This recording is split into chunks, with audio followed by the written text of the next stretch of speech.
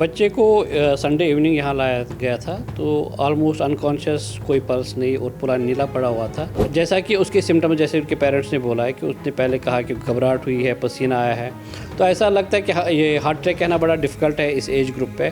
Heart attack होते हैं इस एज ग्रुप पे, लेकिन वो बहुत रेयर हैं, बहुत अनकॉमन है। ਜੋ ਉਹਦੇ ਪਰਿਵਾਰ ਤੋਂ ਪਤਾ ਲੱਗਿਆ ਕਿ ਬੱਚਾ ਖੇਡ ਰਿਹਾ ਸੀਗਾ, ਖੇਡਦੇ ਇੱਕਦਮ ਉਹ ਤੁਸੀਂ ਦੱਸ ਰਹੇ ਹੋ ਕਿ ਸਿੰਪਟਮਸ ਤਾਂ ਹਾਰਟ ਅਟੈਕ ਵਾਲੇ ਹੀ ਲੱਗ ਰਹੇ ਨੇ, ਤਾਂ ਕੀ ਮੁੱਖ ਕਾਰਨ ਤੁਸੀਂ ਤੁਹਾਡੀ ਇਨਵੈਸਟੀਗੇਸ਼ਨਸ ਹੁਣ ਤੱਕ ਜਾਂ ਤੁਹਾਡਾ ਤਜਰਬਾ, ਤੁਹਾਡਾ ਐਕਸਪੀਰੀਅੰਸ ਕੀ ਕਹਿ ਰਿਹਾ कि ਕੀ ਹੋਇਆ ਹੋਏਗਾ? ओबियसली सडन डेथ है, क्योंकि इसने टाइम नहीं दिया है, तो ये सडन कार्डियक डेथ ही है डेफिनेटली।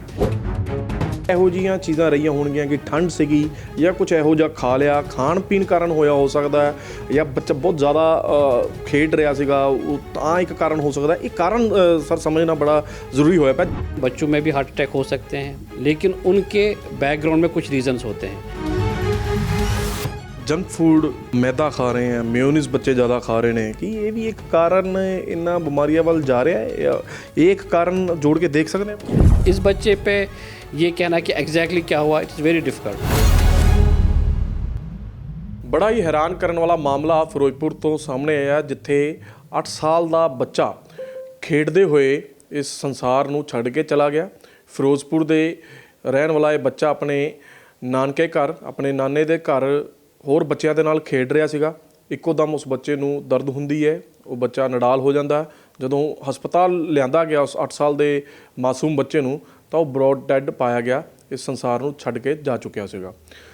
ਹੈਰਾਨ ਕਰਨ ਵਾਲਾ ਮਾਮਲਾ ਇਸ ਕਰਕੇ ਹੈ ਕਿ ਆਮ ਰੂਟੀਨ ਦੇ ਵਿੱਚ ਜਿਵੇਂ ਬੱਚੇ ਖੇਡਦੇ ਨੇ, ਉਸੇ ਤਰ੍ਹਾਂ ਉਹ ਬੱਚਾ ਵੀ ਖੇਡ ਰਿਹਾ ਸੀਗਾ ਔਰ ਇੱਕਦਮ ਉਹਦੀ ਡੈਥ ਹੋ ਜਾਂਦੀ ਹੈ।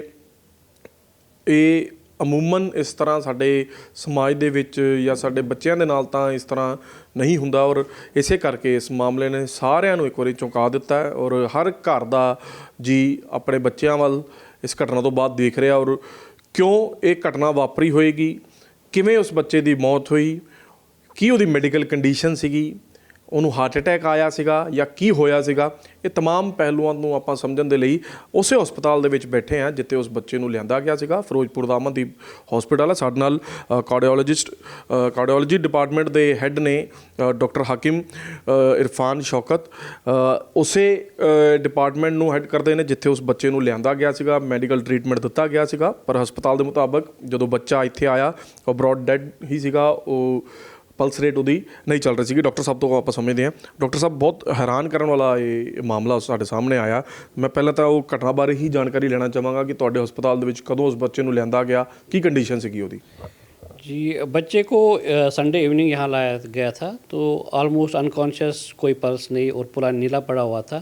तो इमीडिएटली हमारा जो इमरजेंसी टीम है उन्होंने उसको रिवाइव करने की कोशिश की, CPR किया, बट कोई रिवाइव नहीं हो पाया। बड़ा पेनफुल होता है फैमिली के लिए भी और पेरेंट्स के लिए खासकर, कि वो with in half an hour हमें डिक्लेयर करना पड़ा कि उसके डेथ हो चुकी है। तो जैसा कि उसके सिम्टम, जैसे उनके पेरेंट्स ने बोला है कि उसने पहले कहा कि घबराहट हुई है, पसीना आया है, तो ऐसा लगता है कि ये हार्ट अटैक कहना बड़ा डिफ़िकल्ट है इस एज ग्रुप पे। हार्ट अटैक होते हैं इस एज ग्रुप पे, लेकिन वो बहुत रेयर हैं, बहुत अनकॉमन है। बट कुछ कॉमन जो कंजेनिटल डिसऑर्डर्स हैं, जिसको एरिथ्मोजेनिक डिसऑर्डर्स कहते हैं, बहुत सारे होते हैं जो ऐसे सिम्टम्स दे सकते हैं और सडन डेथ दे सकते हैं। जैसे लॉन्ग क्यूटी सिंड्रोम होते हैं, short QT syndromes, Brugada syndrome, बहुत सारे सिंड्रोम्स ऐसे हैं। और कंजेनिटल हार्ट डिजीज़ बहुत सारी हैं जो सडन डेथ दे सकती हैं, खासकर जो जिसमें एरिथमिया होता है, जो हार्ट की धड़कन होती है वो स्लो हो सकती है, उल्टी चल सकती है हार्ट में, और वो सडन डेथ दे सकती है। तो एग्जैक्टली कहना कि इस बच्चे को हार्ट अटैक हुआ वो बड़ा डिफ़िकल्ट है, क्योंकि कोई इवैल्यूएशन का टाइम नहीं मिला। वो ऑलमोस्ट नियर ब्रॉड डेड आया था यहाँ पे, और सिर्फ यहाँ पे हमें रिवाइव करने का मौका मिला कि हमने CPR किया, रिवाइव करने की कोशिश की, जो नहीं हुआ। ਤੁਸੀਂ ਉਸੇ ਤਰ੍ਹਾਂ ਐਮਰਜੈਂਸੀ ਡੀਲ ਕੀਤੀ, ਉਸੇ ਤਰ੍ਹਾਂ ਪੇਸ਼ੈਂਟ ਨੂੰ ਟ੍ਰੀਟਮੈਂਟ ਦਿੱਤਾ ਜੋ ਤੁਸੀਂ ਅਡਲਟਸ ਨੂੰ ਜਾਂ ਬਜ਼ੁਰਗਾਂ ਨੂੰ ਦਿੰਦੇ ਹੋ ਐਸੀ ਕੰਡੀਸ਼ਨ ਦੇ ਵਿੱਚ, ਉਹੀ ਟ੍ਰੀਟਮੈਂਟ ਦੇਣਾ ਪਿਆ? जैसा हमारा क्रिटिकल टीम है, they are trained for adult as well as paediatrics. तो जैसे पीडियाट्रिक्स को ट्रीट किया जाता है इमरजेंसी में, वो एग्जैक्टली एज पर गाइडलाइंस वैसे ट्रीट किया गया। ਡਾਕਟਰ ਸਾਹਿਬ, ਕਿਉਂਕਿ ਬੜਾ ਹੀ ਆਪਣੇ ਆਪ ਦੇ ਵਿੱਚ ਵੱਖਰੀ ਘਟਨਾ ਵਾਪਰੀ ਹੈ, ਔਰ ਜਿਵੇਂ ਤੁਸੀਂ ਦੱਸ ਰਹੇ ਹੋ ਕਿ ਕੁਝ ਸਿੰਡਰੋਮਸ ਹੁੰਦੇ ਨੇ, ਦਿਲ ਦੀ ਧੜਕਨ ਪੁੱਠੀ ਵੀ ਚੱਲ ਸਕਦੀ ਹੈ। ਜੋ ਉਹਦੇ ਪਰਿਵਾਰ ਤੋਂ ਪਤਾ ਲੱਗਿਆ ਕਿ ਬੱਚਾ ਖੇਡ ਰਿਹਾ ਸੀਗਾ, ਖੇਡਦੇ ਇੱਕਦਮ ਉਹ ਤੁਸੀਂ ਦੱਸ ਰਹੇ ਹੋ ਕਿ ਸਿੰਪਟਮਸ ਤਾਂ ਹਾਰਟ ਅਟੈਕ ਵਾਲੇ ਹੀ ਲੱਗ ਰਹੇ ਨੇ, ਤਾਂ ਕੀ ਮੁੱਖ ਕਾਰਨ ਤੁਸੀਂ ਤੁਹਾਡੀ ਇਨਵੈਸਟੀਗੇਸ਼ਨਸ ਹੁਣ ਤੱਕ ਜਾਂ ਤੁਹਾਡਾ ਤਜਰਬਾ, ਤੁਹਾਡਾ ਐਕਸਪੀਰੀਅੰਸ ਕੀ ਕਹਿ ਰਿਹਾ ਕਿ ਕੀ ਹੋਇਆ ਹੋਏਗਾ ਇਸ ਤਰ੍ਹਾਂ ਦਾ ਕਿ ਬੱਚਾ ਇੱਕਦਮ ਖੇਡਦੇ ਉਹ ਬੇਹੋਸ਼ ਹੋਇਆ ਜਾਂ ਉਹਨੂੰ ਘਬਰਾਹਟ ਹੋਈ ਹੈ, ਔਰ ਜਦੋਂ ਜਿੰਨੀ ਦੇਰ 'ਚ ਤੁਹਾਡੇ ਕੋਲ ਮੈਨੂੰ ਲੱਗਦਾ 10-15 ਮਿੰਟ ਦੇ ਵਿੱਚ ਤੁਹਾਡੇ ਕੋਲ ਆਇਆ होएगा बच्चा, तो ये ब्रॉड डेड सीगा। वो पहले किसी और हॉस्पिटल में लिया गया था बच्चे को, और उसके बाद वहाँ से यहाँ आया। और जब यहाँ आया, मैं जैसे पहले भी कहा हूँ कि लेकिन सिम्टम्स जैसे आप बोल रहे हो, रिज्मोजेनिक डिसऑर्डर जो होते हैं हार्ट से रिलेटेड, वो ऑब्वियसली सिम्टम्स ऐसे ही देंगे। घबराहट होगी, पसीना होगा, फिर हो सकता है बीच में ठीक हो जाए, थोड़ी देर के बाद फिर से बच्चा खेलने लगेगा, फिर से वापस सिम्टम ऐसे हो जाएंगे। और ऐसे बहुत सारे कारण होते हैं, DCMP, मतलब बहुत सारे ऐसे हार्ट की कंडीशंस हैं जो ऐसे सिम्टम दे सकती हैं जो लगेगा कि हार्ट अटैक है। बट यंग एज पे हार्ट अटैक बहुत अनकॉमन है, बहुत रेयर है। ਪਰ ਇਹਦੇ ਵਿੱਚ ਤੁਸੀਂ ਜੋ ਕਹਿ ਰਹੇ ਹੋ ਕਿ ਹਾਰਟ ਅਟੈਕ ਵਰਗਾ ਲੱਗ ਰਿਹਾ, ਪਰ ਕੀ ਬੱਚੇ ਦੀ ਕੋਈ ਮੈਡੀਕਲ ਹਿਸਟਰੀ ਵੀ ਤੁਸੀਂ ਦੇਖ ਰਹੇ ਹੋ ਕਿ ਕੋਈ ਮੈਡੀਕਲ ਹਿਸਟਰੀ ਵੀ ਹੋ ਸਕਦੀ ਹੈ ਜਿਹਦਾ ਇਹ ਕਾਰਨ ਬਣਿਆ ਹੋਏਗਾ, ਜਾਂ ਇਹ ਸਡਨ ਡੈਥ है? ओबियसली सडन डेथ है, क्योंकि इसने टाइम नहीं दिया है, तो ये सडन कार्डियक डेथ ही है डेफिनेटली। बट जैसे एज़ पर हिस्ट्री उनके पेरेंट्स कुछ एग्जैक्टली हिस्ट्री नहीं दे पाए कि ऐसा कुछ पहले हुआ है। बट बहुत सारे साइलेंट होते हैं, साइलेंट रिज्मोजेनिक डिसऑर्डर, जो एक्सरसाइज से प्रेसिपिटेट हो सकते हैं, एक्सट्रीम टेम्परेचर से, जैसे ठंड होती है आज के दिनों में, तो उससे प्रेसिपिटेट होते हैं कुछ इवेंट्स हार्ट से रिलेटेड। मैं यही चाहांगा ਜਿਹੜੇ ਦਰਸ਼ਕ ਸਾਨੂੰ ਸੁਣ ਰਹੇ ਨੇ ਕਿ ਥੋੜਾ ਜਿਹਾ ਆਪਾਂ ਹੋਰ ਇਹਨੂੰ ਐਕਸਪਲੇਨ ਕਰ ਸਕੀਏ ਕਿ ਜਿਹੜਾ ਸਿੰਪਟਮ ਇਹ ਜਾਂ ਤੁਸੀਂ ਕਹਿ ਰਹੇ ਹੋ ਕਿ ਬਹੁਤ ਅਨਕੋਮਨ ਹੈ, ਪਰ ਤੁਹਾਡੇ ਐਕਸਪੀਰੀਅੰਸ ਦੇ ਵਿੱਚ, ਤੁਹਾਡੇ ਜਿੰਨੀ ਦੇਰ ਤੋਂ ਤੁਸੀਂ ਪ੍ਰੈਕਟਿਸ ਕਰ ਰਹੇ ਹੋ, ਇਹਦੇ ਵਿੱਚ ਪਹਿਲੇ ਤੁਹਾਨੂੰ ਕਦੀ ਕੋਈ ਇਹੋ ਜਿਹਾ ਕੇਸ ਸਾਹਮਣੇ ਆਇਆ ਜਾਂ ਨਹੀਂ ਵੀ ਆਇਆ, ਤਾਂ ਕੀ ਇਹੋ ਜਿਹੀਆਂ ਚੀਜ਼ਾਂ ਰਹੀਆਂ ਹੋਣਗੀਆਂ ਕਿ ਠੰਡ ਸੀਗੀ ਜਾਂ ਕੁਝ ਇਹੋ ਜਿਹਾ ਖਾ ਲਿਆ, ਖਾਣ ਪੀਣ ਕਾਰਨ ਹੋਇਆ ਹੋ ਸਕਦਾ ਹੈ, ਜਾਂ ਬੱਚਾ ਬਹੁਤ ਜ਼ਿਆਦਾ ਖੇਡ ਰਿਹਾ ਸੀਗਾ ਉਹ ਤਾਂ ਇੱਕ ਕਾਰਨ ਹੋ ਸਕਦਾ। ਇਹ ਕਾਰਨ ਸਰ ਸਮਝਣਾ ਬੜਾ ਜ਼ਰੂਰੀ ਹੋਇਆ ਪਿਆ। ਜਿੰਨਾ ਮੈਨੂੰ ਪਤਾ ਕਿ ਤੁਸੀਂ ਵੀ ਅਜੇ ਤੁਹਾਡੇ ਲਈ ਵੀ ਇੱਕ ਨਵਾਂ ਟਾਸਕ ਹੋਏਗਾ ਜ਼ਰੂਰ, ਪਰ ਜਿੰਨਾ ਕੁ ਤੁਸੀਂ ਸਮਝ ਪਾਏ ਹੋ ਉਹ ਮੈਂ ਚਾਹਾਂਗਾ ਕਿ ਸਧਾਰਨ ਭਾਸ਼ਾ ਦੇ ਵਿੱਚ ਆਪਾਂ ਆਪਣੇ ਦਰਸ਼ਕਾਂ ਨੂੰ ਦੱਸ ਸਕੀਏ। हमने इससे पहले भी देखे हैं, ऐसे सडन डेथ्स हमने पहले भी देखी हैं, बच्चों में भी देखी हैं, लेकिन उनने इतना टाइम दिया कि जिसमें इवैल्यूएशन हुई।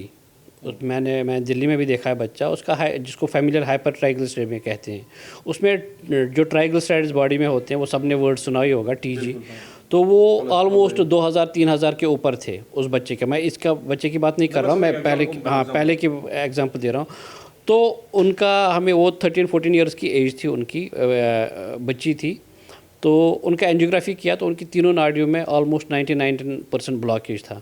तो उसको हमने बाईपास के लिए भेजा, अगले दिन बाईपास करना था और रात को उसकी सडन डेथ हो गई। तो ऐसे रीज़न होते हैं, बच्चों में भी हार्ट अटैक हो सकते हैं, लेकिन उनके बैकग्राउंड में कुछ रीज़न्स होते हैं। बच्चों का हार्ट अटैक जैसे बड़ों से बिल्कुल डिफरेंट है। बड़ों में जैसे हमारे जो लाइफस्टाइल है, शुगर होगा बड़ों में, ब्लड प्रेशर होगा, ठीक है, मोटापा होगा, या फिर स्मोकिंग या ड्रग्स जो बड़ा अनफॉर्चुनेट है, वो चीज़ हो सकती है। फिर आपका जो लाइफस्टाइल है, जो सेडेंटरी लाइफस्टाइल है, ये बड़ों के रिस्क फैक्टर्स है। बच्चों में ये चीज़ें, क्योंकि एक्टिविटी बच्चों में भी आजकल कम हुई है, जंक फूड्स बहुत कॉमन है, यंग हाइपरटेंशन, बच्चों में ब्लड प्रेशर काफ़ी कॉमन होने लगा है अगर हम आजकल देखें। बिल्कुल, ਬੱਚੇ ਸਟ੍ਰੈਸ ਵੀ ਲੈ ਰਹੇ ਨੇ ਪੜ੍ਹਾਈ ਵਗੈरह ਦਾ, ਇਹ ਵੀ ਇੱਕ ਕਾਰਨ ਹੋ ਸਕਦਾ। ਹਾਈਪਰਟੈਂਸ਼ਨ, BP ਵੱਧ ਰਿਹਾ ਬੱਚਿਆਂ ਦਾ। बिल्कुल, बच्चों में काफ़ी जो हैं स्टडीज़ हैं, जो क्योंकि सेडेंटरी लाइफस्टाइल है, जो उनका स्क्रीन टाइम बहुत ज़्यादा हुआ है, आउटडोर एक्टिविटीज़ बहुत कम हुई हैं, तो उनके ब्लड प्रेशर डेफिनेटली थोड़ा सा हायर है, जितना होना चाहिए, नॉर्मल होना चाहिए, उससे थोड़ा बड़ा है। तो ये चीज़ों का ख्याल रखना है पेरेंट्स को, ठीक है। और जो हमारे टीचर्स हैं उनको स्कूल में भी ख्याल रखना है कि इनकी आउटडोर एक्टिविटीज़ उतनी एटलीस्ट 3-4 आवर्स ओवरऑल डे में होनी चाहिए। स्लीप टाइम जो है बच्चों का काफ़ी कम हुआ है, लेट तक वो मोबाइल देखते हैं, आईपैड पे खेलते रहते हैं। स्लीप टाइम हर एक एज ग्रुप का डिफरेंट होता है, बट एवरेज हम माने 10 घंटे के आसपास बच्चों की नींद होनी चाहिए, वो इम्पॉर्टेंट है। ये चीज़ें जितनी कम होती जाएंगी, रिस्क उतनी बढ़ते जाएंगे हार्ट से रिलेटेड डिसऑर्डर्स के। जंक फूड, मैदा खा रहे हैं, मेयोनीज़ बच्चे ज़्यादा खा रहे हैं, कि ये भी एक कारण इन्ना बीमारियां वाल जा रहा है, या एक कारण जोड़ के देख सकते हैं? जंक फूड डेफिनेटली एक रीज़न है, क्योंकि ओबेसिटी जंक फूड से ही आना है। आपका जो प्रिजर्वेटिव्स है उसमें सॉल्ट इंटेक बहुत हाई है, तो वो अल्टीमेटली बॉडी को ही हैम्पर कर रहा है, उसकी जो है बॉडी में ही जाना ये सारी चीज़ें, चाहे हार्ट से रिलेटेड हो, ब्रेन से रिलेटेड हो, ये एक्टिविटीज़ ओवरऑल जो है हार्ट को डैमेज करती हैं विद टाइम। ਤੁਸੀਂ ਇਸ ਬੱਚੇ ਦਾ वेट ਤੁਹਾਨੂੰ पता है कितना सीगा, कितना को डिफ़िकल्ट, मैं वही आपको बोल रहा हूँ, इट्स वेरी डिफ़िकल्ट कि उसको आप किसी से रिलेट कर सकते हो, क्योंकि आपके पास टाइम उतना मिलना चाहिए कि आप एवेलुएट कर सकते हो। इस बच्चे पे ये कहना कि एग्जैक्टली क्या हुआ, इट इज़ वेरी डिफ़िकल्ट। वो सिर्फ ऑटोप्सी पे हो सकता है, वो बहुत डिफ़िकल्ट होता है। ਕਿਉਂਕਿ ਡਾਕਟਰ ਸਾਹਿਬ ਬੜਾ ਡਰ ਜਿਹਾ ਪੈ ਗਿਆ ਕਿ ਇਹ ਹੁੰਦਾ ਬੱਚਾ ਖੇਡ ਰਿਹਾ ਸੀਗਾ, ਬੱਚਿਆਂ ਨੂੰ ਖੇਡਣ ਵੀ ਦਈਏ ਜਾਂ ਨਾ ਦਈਏ, ਕਿਉਂਕਿ ਇੱਥੇ ਥੋੜ੍ਹੀ ਦੇਰ ਪਹਿਲਾਂ ਮੈਂ ਸਟੋਰੀ ਕਵਰ ਕੀਤੀ ਸੀ ਕਿ ਇੱਕ ਐਡਲਟ, ਇੱਕ ਨੌਜਵਾਨ ਨੇ ਕ੍ਰਿਕਟ ਖੇਡ ਰਿਹਾ ਸੀਗਾ। ਤੁਹਾਡੇ ਫਿਰੋਜ਼ਪੁਰ ਦਾ ਹੀ ਉਹ ਮਾਮਲਾ ਹੈ, ਗੁਰੂ ਹਰਸਾਏ ਦਾ। ਉਹਨੇ ਸ਼ਾਟ ਖੇਡਿਆ, 6 ਮਾਰਿਆ, ਤਾਂ ਉਹਨੂੰ ਉਸੇ ਟਾਈਮ ਸਡਨਲੀ ਉਹਨੂੰ ਵੀ ਅਟੈਕ ਆ ਗਿਆ। ਹੁਣ ਬੱਚੇ ਐਕਟੀਵਿਟੀ ਵੀ ਕਰ ਰਹੇ ਨੇ ਕਿ ਜਿਹੜੀਆਂ ਬਲੋਕੇਜਿਸ ਲੱਗਦਾ ਹੈ, ਜੇਕਰ ਬਲੋਕੇਜ ਕੋਈ ਚੈੱਕ ਤਾਂ ਕਰਾਉਂਦਾ ਨਹੀਂ ਪਿਆ ਬੱਚੇ ਨੂੰ, ਪਰ ਜੇਕਰ ਕਿਸੇ ਨੂੰ ਬਿਮਾਰੀ ਹੈ ਤਾਂ ਜ਼ਿਆਦਾ ਖੇਡਣਾ ਵੀ, ਜ਼ਿਆਦਾ ਐਕਸਰਸਾਈਜ਼ ਕਰਨਾ, ਬੱਚਿਆਂ ਦੀ ਜ਼ਿਆਦਾ ਐਕਟੀਵਿਟੀ करना भी खतरनाक हो रहा है। ऐसा नहीं है कि एक्टिविटी करना ख़तरनाक हो सकता है, ऐसा बिल्कुल पॉसिबल नहीं है। बट हाँ, 2-3% पॉपुलेशन है जिनमें कुछ कंजेनिटल एबनॉर्मलिटीज़ हो सकती हैं। जैसे मैंने पहले आपको कहा, बहुत सारे ऐसे सिंड्रोम्स हैं जो एक्टिविटी से प्रेसिपिटेट होते हैं। कुछ स्विमिंग से प्रेसिपिटेट होते हैं, कुछ एक्सट्रीम टेम्परेचर में एक्टिविटी से प्रेसिपिटेट होते हैं। बट इसका मतलब ये नहीं कि हम 99% बच्चों की एक्टिविटी रोक लें, ऐसा नहीं है। कुछ बच्चों के ਵਿੱਚ सिम्टम हो सकते हैं, कुछ बच्चों में हो सकते हैं, बट वो है कि कंजेनिटल है उनका। अगर आप कभी ECG, उनके सिम्टम्स होंगे, कभी धड़कन वो बोलते हैं तेज़ हो रही है, कम हो रही है, उनका एक बार आप पीडियाट्रिशियन से चेक करवा लो, या चेक कराना चाहिए, ये भी दस सकते डॉक्टर अकॉर्डिंग, वो डिफरेंट सबसेट है, अलग अलग बच्चों में अलग अलग तरीके से उनको एवेलुएट करना पड़ेगा। वो आपको डॉक्टर गाइड कर लेगा। पीडियाट्रिशियन बच्चों के डॉक्टर के पास जा सकते हैं, वो एक बार गाइड कर देगा कि क्या करना है। अगर उसको लगा कि हार्ट के डॉक्टर के पास भेजने की ज़रूरत है, वो हार्ट के डॉक्टर के पास भेजेगा और वो हार्ट की एवेल्यूएशन फिर हम कर लेंगे उसके बाद।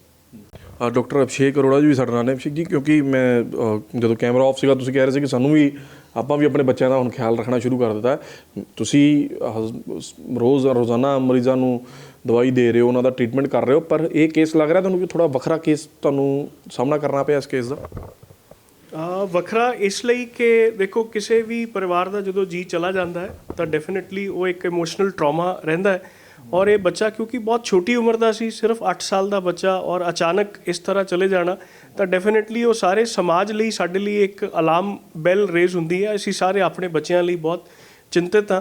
ਤਾਂ ਮੈਨੂੰ ਲੱਗਦਾ ਹੈ ਕਿ ਇਸ ਘਟਨਾ ਤੋਂ ਸਾਨੂੰ ਡਰਨ ਦੀ ਬਜਾਏ ਰਾਦਰ ਅਵੇਅਰ ਹੋਣਾ ਚਾਹੀਦਾ। ਮੈਂ ਵੀ ਚਾਹੁੰਦਾ ਕਿ ਤੁਸੀਂ ਥੋੜ੍ਹਾ ਜਿਹਾ ਸਾਡੇ ਦਰਸ਼ਕਾਂ ਨੂੰ ਦੱਸੋ ਕਿ ਅਵੇਅਰਨੈਸ ਦੇ ਵਿੱਚ ਮੈਡੀਕਲੀ ਅਵੇਅਰਨੈਸ ਕੀ ਹੋਣੀ ਚਾਹੀਦੀ, ਕਿ ਅਵੇਅਰਨੈਸ 'ਚ, ਕਿਉਂਕਿ ਅੱਜ ਮੈਂ ਸੋਚ ਰਿਹਾ ਤਾਂ ਮੈਨੂੰ ਲੱਗ ਰਿਹਾ ਕਿ ਅੱਛਾ ਠੀਕ ਹੈ, ਮੈਂ ਖਾਣਾ ਪੀਣਾ ਬੱਚੇ ਦਾ ਕੰਟਰੋਲ ਕਰਵਾਵਾਂ, ਪਰ ਮੈਨੂੰ ਇਹ ਵੀ ਲੱਗ ਰਿਹਾ ਕਿ ਜ਼ਿਆਦਾ ਖੇਡਣ ਦੇਣਾ ਚਾਹੀਦਾ ਜਾਂ ਨਹੀਂ ਖੇਡਣ ਦੇਣਾ ਚਾਹੀਦਾ, ਕਿਉਂਕਿ ਡਰ, ਪੈਨਿਕ ਤਾਂ ਕ੍ਰੀਏਟ ਹੋ ਹੀ ਰਿਹਾ। ਦੇਖੋ, ਮੈਨੂੰ ਲੱਗਦਾ ਹੈ ਕਿ ਡਰ ਨੂੰ ਸਾਨੂੰ ਪੋਜ਼ੀਟਿਵ ਸੈਂਸ ਵਿੱਚ ਲੈਣਾ ਚਾਹੀਦਾ ਹੈ, ਕਿ ਸਾਨੂੰ ਅਵੇਅਰ ਹੋਣਾ ਚਾਹੀਦਾ, ਫਿਕਰਮੰਦ ਹੋਣਾ ਚਾਹੀਦਾ ਕਿ ਆਪਾਂ ਆਪਣੇ ਬੱਚਿਆਂ ਦੀ ਜੀਵਨ ਸ਼ੈਲੀ ਜਿਹੜੀ ਹੈ, ਖਾਣ ਪੀਣ ਦਾ, ਉਹਦਾ ਖਾਸ ਧਿਆਨ ਰੱਖੀਏ।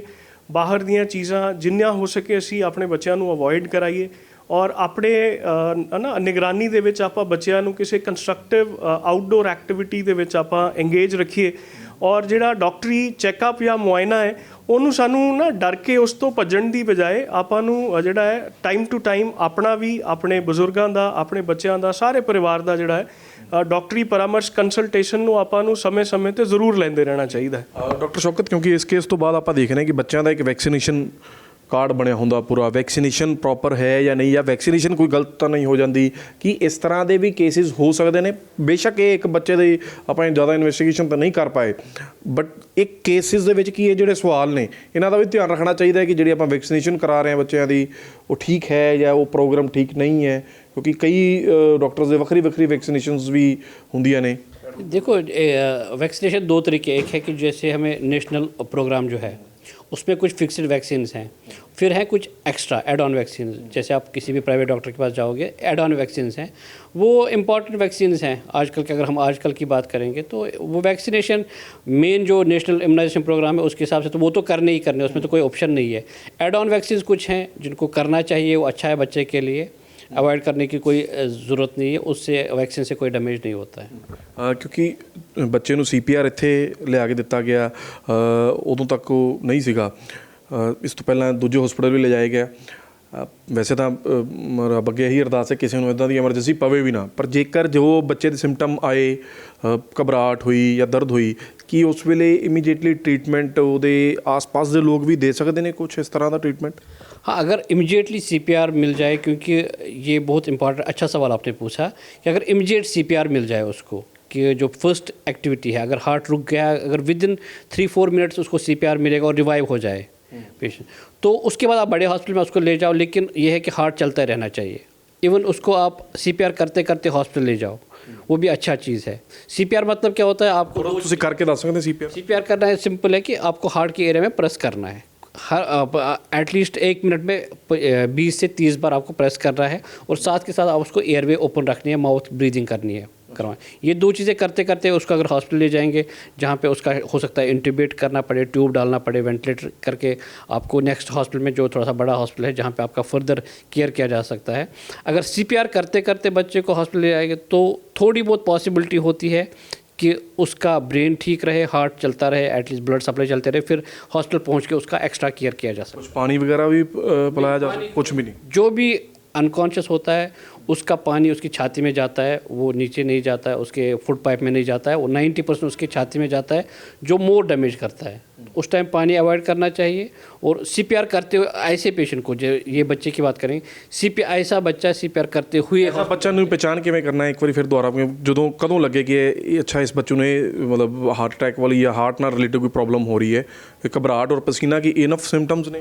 अगर कोई मतलब वहाँ पे थोड़ा बहुत मेडिकली नॉलेज है, उसको वो पल्स देखेगा, पल्स उसको नहीं मिल रही है, चाहे हाथ पे चाहे वो उसके नेक पे पल्स देखे वो नहीं मिल रही है, हार्ट पे हाथ रख के देखे कि हार्ट बीट उसको नहीं मिल रही, तो उसको इमीडिएटली CPR करना स्टार्ट करना चाहिए। ਅੱਛਾ, ਬਹੁਤ ਬਹੁਤ ਧੰਨਵਾਦ ਤੁਹਾਡਾ। ਤੇ ਜਿਸ ਤਰ੍ਹਾਂ ਡਾਕਟਰ ਸਾਹਿਬ ਨੇ ਦੱਸਿਆ ਕਿ ਉਸ ਬੱਚੇ ਦੇ ਕੀ ਹਾਲਾਤ ਸੀਗੇ ਔਰ ਕਿਵੇਂ ਜੇਕਰ ਅੱਗੇ ਕਿਸੇ ਨਾਲ ਇੱਕ ਘਟਨਾ ਵਾਪਰਦੀ ਹੈ ਤੇ ਕਿਵੇਂ ਬਚਾਅ ਵੀ ਕਰਨਾ ਹੈ, ਇਹ ਵੀ ਆਪਾਂ ਤੁਹਾਨੂੰ ਸਮਝਾਉਣ ਦੀ ਕੋਸ਼ਿਸ਼ ਕੀਤੀ। ਔਰ ਇਹ ਮੈਨੂੰ ਲੱਗਦਾ ਕਿ ਵੱਧ ਤੋਂ ਵੱਧ ਸ਼ੇਅਰ ਕਰਨੀ ਚਾਹੀਦੀ ਹੈ, ਜਾਣਕਾਰੀ ਵੱਧ ਤੋਂ ਵੱਧ ਸ਼ੇਅਰ ਕਰਨੀ ਚਾਹੀਦੀ ਹੈ। ਹਰ ਬੰਦਾ ਅਲਰਟ ਤੇ ਰਵੇ, ਅਵੇਅਰ ਰਵੇ, ਔਰ ਅਸੀਂ ਆਪਣੇ ਆਪ ਨੂੰ ਤੇ ਆਪਣੇ ਬੱਚਿਆਂ ਨੂੰ ਵੀ ਵੱਧ ਤੋਂ ਵੱਧ ਸੁਰੱਖਿਅਤ ਰੱਖ ਸਕੀਏ। ਇਹੋ ਜਿਹੇ ਸਾਨੂੰ ਸਟੈਪ ਲੈਣੇ ਚਾਹੀਦੇ। ਕੈਮਰਾਮੈਨ ਰੋਹਿਤ ਦੇ ਨਾਲ ਰਮਾਂਸ਼ੂ ਕਾਬਾ, ਦੈਨਿਕ ਸਵੇਰਾ TV, ਫਿਰੋਜ਼ਪੁਰ।